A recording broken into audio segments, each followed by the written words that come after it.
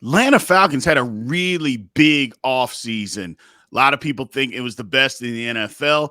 Still a couple of questions, but Atlanta has, the recipe to be able to win the NFC South. Today we got Aaron Freeman from Locked On Falcons discussing all things Atlanta Falcons today. Let's get into this.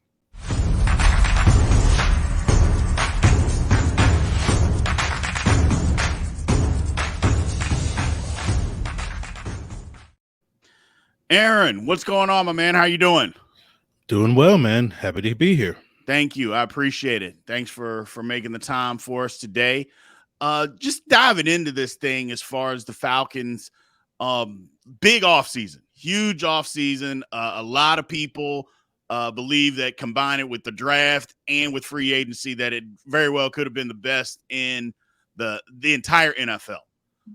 Having said that, still maybe possibly some questions as far as at the quarterback position with Desmond Ridder.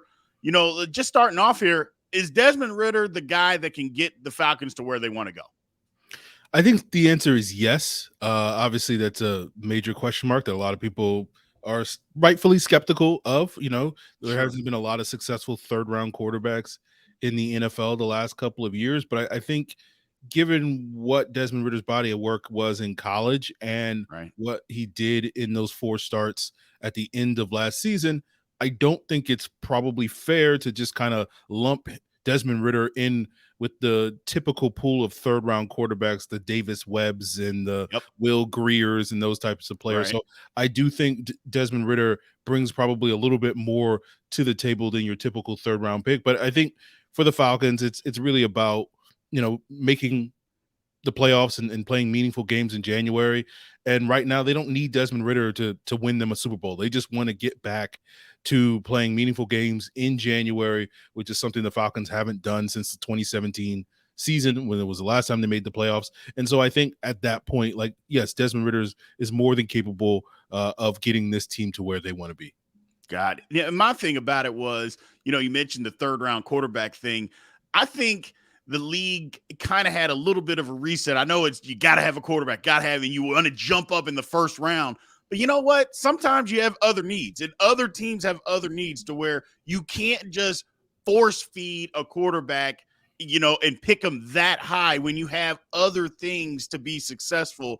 And I think the Falcons may have, fallen into that realm to where, look, we've got some other things. And I think that draft as a whole, people were just like, look, we don't have to force a quarterback in the first round when we've got other needs to address.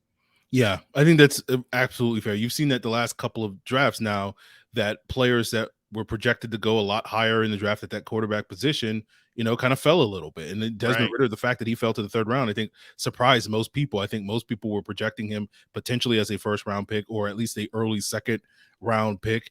You saw that this past year with Will Levis. A lot of people were projecting him to be a top 5, top 10 pick. He falls to the beginning of the second round. So I think you're right. The NFL teams used to be very desperate when it came to the quarterback position, but I think because of the way that contracts are, that these guys are relatively cheap. Right. And you don't want to necessarily kind of attach your job if you're a general manager or a head coach to that one guy if you don't necessarily truly wholeheartedly believe that is the guy. For the Panthers and Bryce Young, sure. For the Colts and Anthony Richardson, but for Will Levis, for Desmond Ridder, for Malik Willis, all these other guys, you don't watch those guys and say, yes, this is the guy that I'm going to absolutely attach my job to. And so you're seeing those guys slide in the draft. But I think once they get on the field, it doesn't really matter, right, where they were drafted. It's just, can you play or not? And I think based off of what we've seen from Desmond Ridder, I think the answer is yes, he can play. Yeah, absolutely. Absolutely. Look, now a lot of people, they bagged on the Falcons for taking a running back at number 8. My philosophy and what I think, and I've talked to several different people, and we're all kind of in agreement, is like, look, I see the plan that the Falcons have. I get it.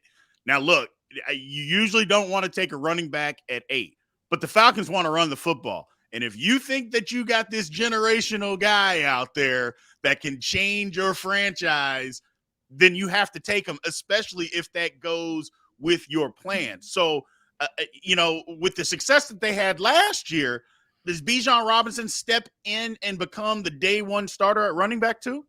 I think they'll probably ease Bijan into it as I don't think the Falcons are planning on turning Bijan into Derrick Henry anytime soon, which is Right. meaning that they're just going to force feed him 25 carries a game or something like that. With Tyler Algier coming off the rookie season that he had, where he broke the record for most rushing yards for a Falcons rookie in team history, I think they'll probably wind up splitting those guys early in the season, and then of course as the season plays out, who's sort of the hotter hand, I think will probably, I think most people's bets would be Bijan will probably be that guy. You'll start to see him get more of a bigger share of the ground attack. But I think the big thing with the Falcons and Bijan Robinson is that they see him more as an offensive weapon. They see him more as an Alvin Kamara, Yeah. Christian McCaffrey type of player that can be effective both as a runner and a receiver, rather than just a pure, ground and pound runner. And I think that's more Tyler Algier's skill set. And given, as you say, how the Falcons want to play, which is pounding the ball down teams' throats. I've joked with people on Locked On Falcons that, they're trying to build a cold weather team in a warm weather dome environment. Right. That's basically what they want to do. And so with Algier kind of being that hammer and Bijan being, a little bit more of a finesse is probably not the right word to describe him, but just sort of a complete skill set. Sure. I think it's a great combination for the Falcons ground attack. Yeah. Yeah. I like what the Falcons do, especially that offensive line. That offensive line is really, really good. Really physical offensive line. Like I said, I see the plan. A lot of people can see the plan, regardless of whether somebody thinks you should take a running back or not. If that's what you believe, then that's the plan you got to go with, and you got to stick with it, because it's always the teams that are unsuccessful always try to change up in the middle of what they believe. And I'm like, yeah, that usually doesn't work out too well. So I like what the Falcons are doing. Having said that, looking on the outside, now this might be a spot, you have Drake London, Kyle Pitts. Outside of that, where do they go to get the production on the outside? Where can the Falcons go for that? Yeah, right now, they're talking a big game about, we have Bijan Robinson, we have Cordero Patterson. These guys can kind of dabble as pass catchers to kind of supplement what Drake London and Kyle Pitts can do. Right. But I think we kind of know at the end of the day, like, you kind of want to have another reliable option at that wide receiver position or that tight end position beyond those two players, especially given that, Kyle Pitts last year, you saw him suffer that knee injury. And while Drake London really stepped up down the stretch with Pitts out of the lineup and kind of became the guy that carried the offense, you need somebody who can take a little bit of pressure off of Drake London in that regard. And so right now the Falcons' options are Mac Hollins, who had a pretty productive year for the Raiders, opposite Devontae Adams. They had Scotty Miller, who was kind of buried in Tampa Bay, on that depth chart because of how many great receivers they have. And so they're kind of hoping that, he's better than what his production seems to suggest. They picked up Jonnu Smith, who was very productive as a starting tight end under Arthur Smith when he was the offensive coordinator in Tennessee a couple of years ago, then signed with New England and didn't quite live up to those expectations. So they're hoping that he can kind of rebound to what he was previously. But I do think eventually the Falcons at some point will have to add more weapons at that wide receiver position. There's been talk that maybe, if the New York Jets decide to move off of Corey Davis, that may be a player that the Falcons might be interested in picking up.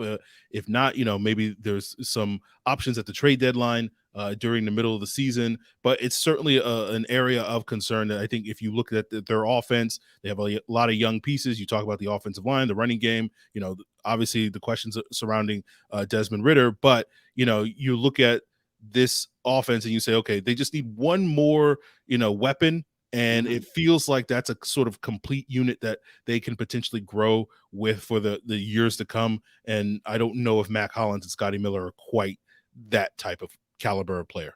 Gotcha.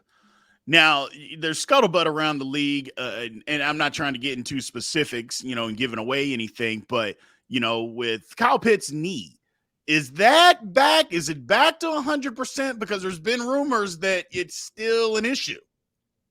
I mean, we don't know, right? Right. This is part of, being in this media space and being on the outside looking in, Arthur Smith, the Falcons head coach, is notorious for being very, very limited with injury information. He's Sure. not quite Bill Belichick, but like he's trying his best Bill Belichick impression in terms of, I'm not going to tell you anything when it comes to that stuff.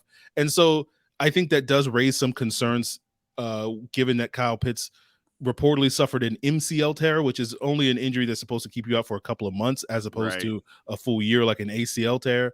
And so the fact that he's not back practicing like 7 months after that injury, I think does raise some people's concerns. But I think part of it is due to Arthur Smith not only being a guy that doesn't like to share injury information, but he's also a guy that doesn't like to risk his players due to injury. That was something that happened in his first year as the head coach in the preseason. Like, he didn't play anybody that had a chance of making the roster during that preseason because he just didn't want to risk injury. And I think that's right now we're leaning towards that just being the case with Kyle Pitts, that, hey, he doesn't need to be out there for OTAs and mini camp and whatnot. We really need him back in the training camp, when real practice, no offense Absolutely. to OTAs and whatnot, but like when real practices happen, Right. and you got to start preparing for the season. So that's the hope. But if we get to late July and training camp kicks off and Kyle Pitts is still limited in practice, then I think it's time to start to raise some concerns at that point.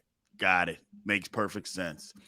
So mentioned earlier about the big offseason that the Falcons had, a lot of it was on defense, and the pieces that they put together and picked up. How good can this defense be this year?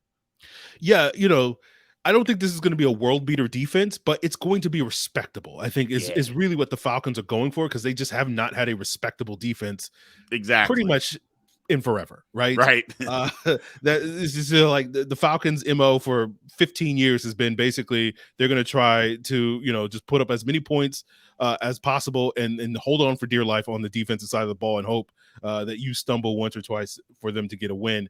And I think the hope is that with the additions that they've made, with the particularly up front, adding Calais Campbell, David Onyemata to help out with Grady Jarrett, the strides that they're hoping that, Arnold Ebiketie will make. Caden Ellis, who came on very strong for the New Orleans Saints in the second half of the season, had like 6 sacks in the last 8 games. And they're kind of hoping that, hey, if he had 6 sacks in 8 games, what happens if he starts a full 17 games?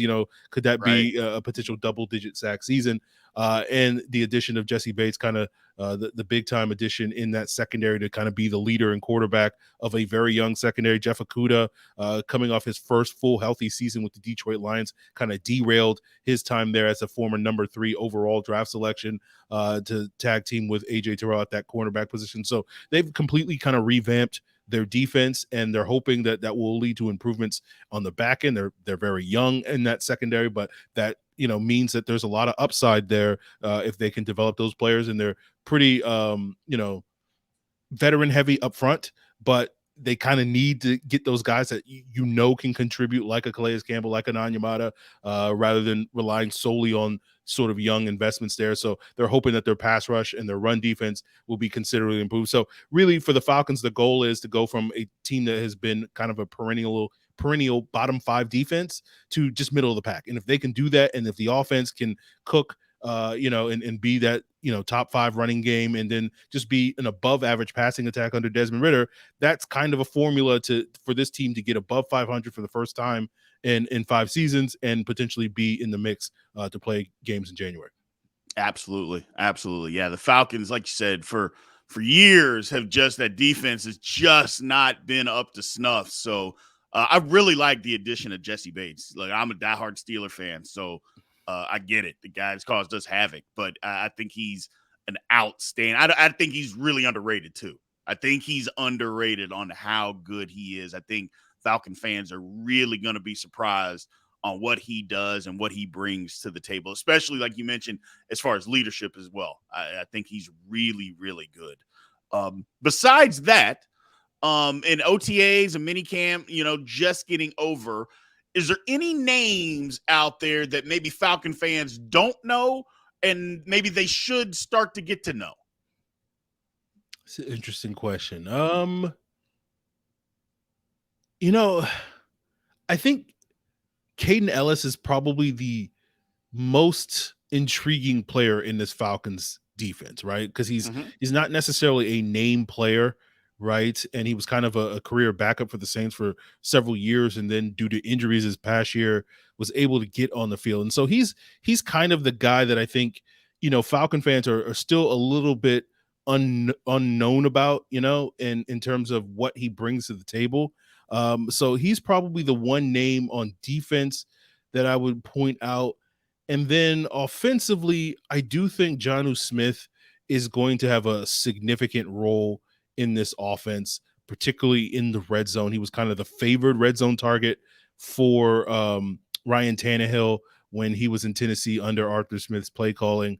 So, and then it goes back to what we were talking about earlier with Kyle Pitts. If in a world where Kyle Pitts is limited at the beginning of the season, they're going to have to rely heavily on Jonnu Smith to kind of pick up that slack. And that was something that was sorely missing from their offense at the end of last year in those final 5-6 games that Kyle Pitts was out. Got it. So, the division is not as good as what the division has been previously. But it's still gonna have some decent, I think the Saints, like we mentioned before, the Saints are gonna be a fairly good team. Dark horse. A lot of people saying that the Falcons are gonna win. Like I said, that's a kind of a cliche. A lot of people picking them to be a dark horse, but then calling them a dark horse. So having said that, 9-8. I think 9-8 is a record that I believe, and a win in this division. I really think the Falcons can win this division because they can run the football. The teams in the division haven't necessarily shown that they're going to stop it. I like the Falcons to win that division at 9-8. Putting you on the spot, what do you think the Falcons' record would be this season? Yeah, sort of my official prediction at this point in time is 9-8, but I do feel a little bit more optimistic about their ability to win more given the relative softness of their schedule. I think it's statistically heading into the season either the softest or second softest schedule based off of last year's records. Obviously, that doesn't really hold a lot of water once the games get played during the season, but it does seem to set up favorably for the Falcons in this season. And as you say, like, I think all the teams in the NFC South have concerns at the quarterback position, or at least questions at the quarterback position. And I think they're going to all be heavily reliant on their running game to kind of offset those issues. And I feel pretty good about the Falcons running game being able to offset those issues a lot better than some of these other teams in the division. So I do think that does give them a leg up to potentially walk away with this division. Obviously, I'm a little biased, but I have them, winning the NFC South. Got it. Yeah, absolutely, man. I think they're going to have a better season. They're going to surprise a lot of people. I just think they can win that division. They're just going to be more physical than everybody else in that division. So, and that means a lot. I appreciate it, man. Thank you for taking the time to join us today. I 100% will have you back on if you have, more time as the season progresses, as the season gets closer. We appreciate it. Besides Locked On, is there anywhere else that we can find you out there? Yeah, once the season kicks off, I'll probably be contributing a lot more written stuff over at the Falcoholic, the SB Nation website for the Atlanta Falcons. And of course, on Twitter, if you enjoy snarky comments about the Atlanta Falcons, you can follow me on Twitter at FalcFans. That's FalcFans. All right. Well, thank you, Aaron. I appreciate that. Again, everybody follow, like, subscribe anywhere that you get a podcast, as well as free on YouTube. So we'll take it from there. Thank you for joining Big B Sports Talk.